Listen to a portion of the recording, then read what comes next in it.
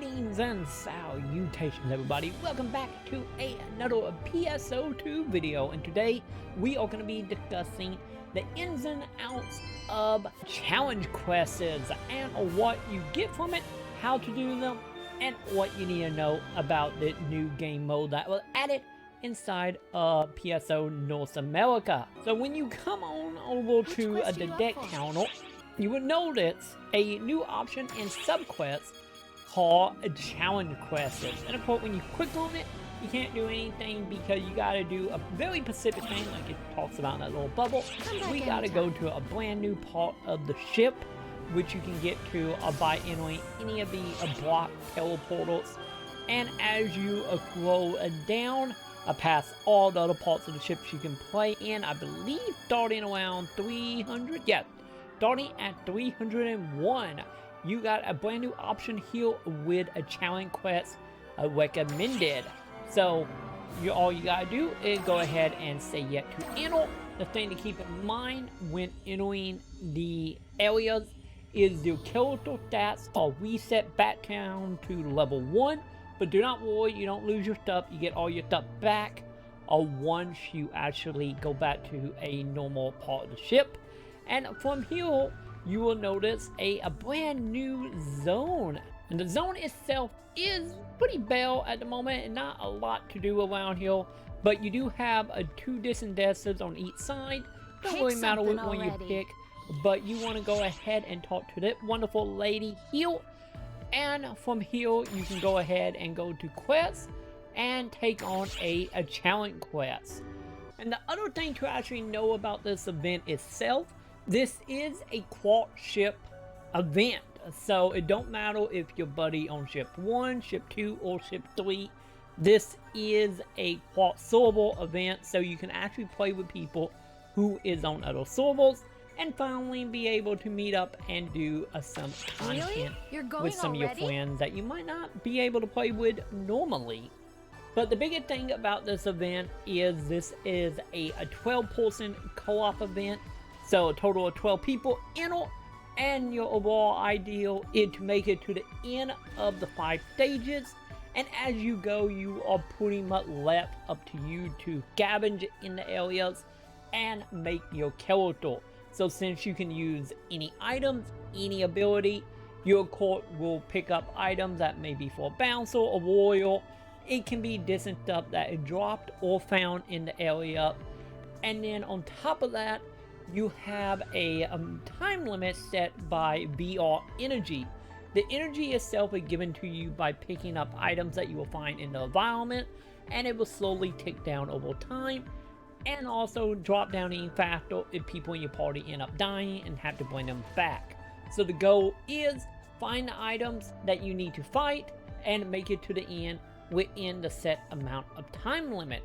But every few stages you will have an opportunity to rest and gather your thoughts as you trading item with a brand new merchant that in the game that will give you healing item for weapons or changing out some weapon for other weapons and items and whatnot.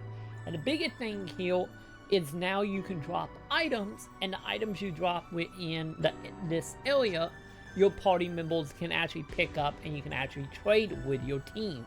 Since each of the items are different level, rank, job, and also have different stuff you can trade for.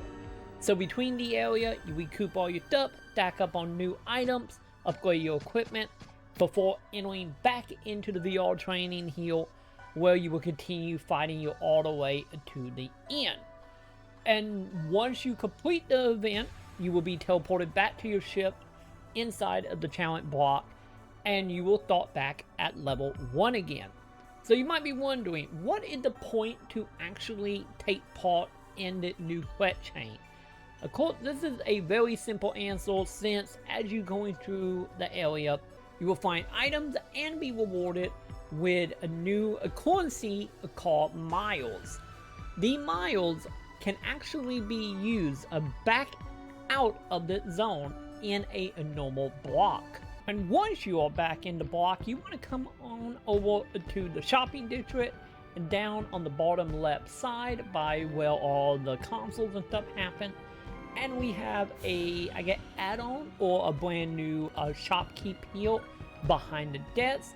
You want to talk to the Mile Master, and from here you will have two options to change. So you can change your miles. As you can see, I have a little over 3,000 from doing 1-1 inside the challenge area. And from here you can unlock a brand new items. You can also get some new candy if you are a summoner. And outside of new armor, you can also get some camo stuff as well for any of your equipment. They are basic for the most part, but if you have a item that you want to look new here, you can go ahead and grind for the items or the camos. And also you can get your asset to some triggers as well. For anyone who don't know, triggers are pretty much used to re-summon some of the harder bosses for certain item drops and whatnot. So you can actually get them. You can also chain these into proton boosters, or just buy straight up affiliates or try boosters, grinders, and enhancers as well from this menu.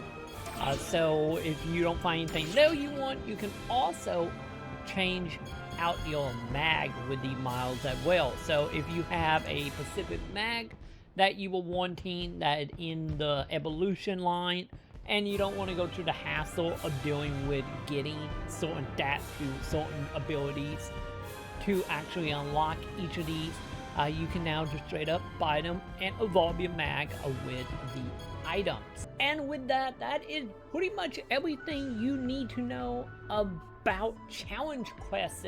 It's some neat stuff you can get for doing this, and also some interesting stuff if you're interested in evolution mag or some camo. So that is pretty much everything it is about this, and if you have found it helpful in any way, shape, or form, make sure you do like, favorite, subscribe, hit some bells, and I will appreciate you forever, and I will see you in the comments.